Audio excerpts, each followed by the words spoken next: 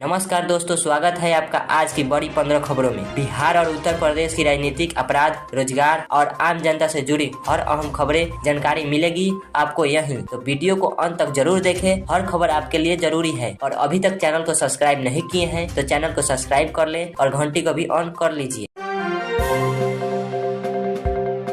मतदान सूची में 60 लाख संदिग्ध वोटर। जी हां, बिहार में 60 लाख मतदाताओं की नागरिकता और पहचान पर संदेह। बूथ स्तर अधिकारियों बीएलओ ने लगातार दौरे करने पर पाया कि इनमें से कई 3 अन्य देश के नागरिक हो सकते हैं। सुप्रीम कोर्ट में इस मामले की सुनवाई तय है। यदि हटाए गए तो आगामी विधानसभा चुनाव 2025 में बड़ी राजनीतिक हलचल हो सकती है। प्रभावित व्यक्तियों को दस्तावेज जमा करने के लिए 45 दिनों का मौका दिया गया है। पत्रकारों और विधवाओं की पेंशन बढ़ी। जी हां, बिहार के सीएम नीतीश कुमार ने पत्रकार समान पेंशन योजना के तहत पत्रकारों की मासिक पेंशन 15,000 और पत्रकारों की विधवाओं को 10,000 तय करने की घोषणा की है। यह निर्णय पत्रकारों के योगदानों के समान स्वरूप लिया गया है। इससे उनकी तथा उनके परिवारों की वित्तीय सुरक्षा सुनिश्चित होगी।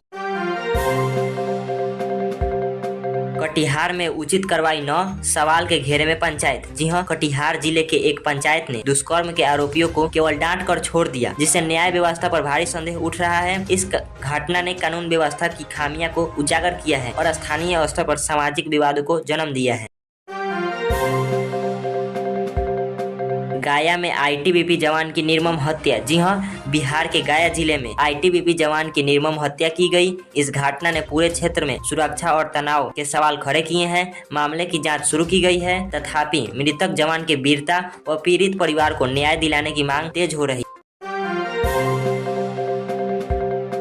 आर्टिस्ट बनने की नौकरी बाद गृह रक्षक भर्ती में पीड़ित लुहान। जी हां, गया जिले में होमगार्ड भर्ती परीक्षा के दौरान 26 वर्षीय महिला गिरकर बेहोश हुई। अस्पताल ले जाते समय एम्बुलेंस में उनकी गैंग रेप की घटना घटी। आरोपी गिरफ्तार कर जेल भेजा गया है। इस घटना ने महिला सुरक्षा और लॉ एंड ऑर्डर व्यवस्था पर गंभीर चिंता जताई है।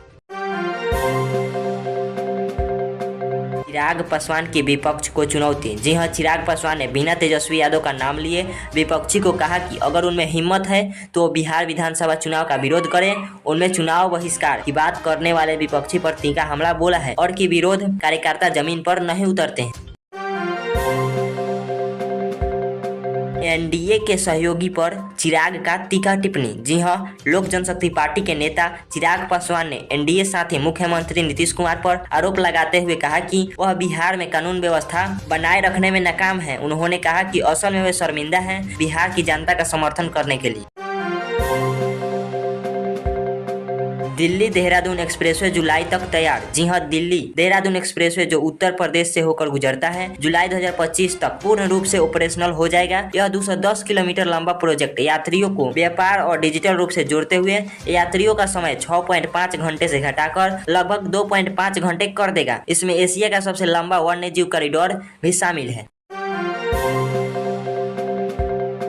यूपी में शुरू होगी ईसीसीई शिक्षकों की भर्ती। जी हां, उत्तर प्रदेश सरकार ने 8800 अर्ली चाइल्डहुड एडुकेटर्स को नियुक्ति करने की मंजूरी दी है।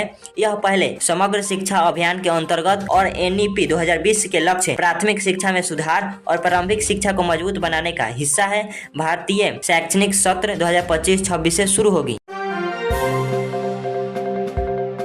यूपी टूरिज्म यूपीआईटीएस 2025 प्रदर्शनी की तैयारी। जी हां, उत्तर प्रदेश पर्यटन विभाग ने यूपी इंटरनेशनल ट्रेड शो 2025 में हिस्सेदारी की तैयारी पूरी कर ली है। ग्रेड नोएडा में 25 से 29 सितंबर में आयोजित इस व्यापार शो में राज्य की विरासत, ओडीओपी उत्पाद, स्थानीय कला और एआर तकनीकी शामिल होंगे। लाइव नृत्य, डिजिटल पैनल और इंटरैक्टिव प्रदर्शनियों से दर्शकों को आकर्षित करने की रणनीति है।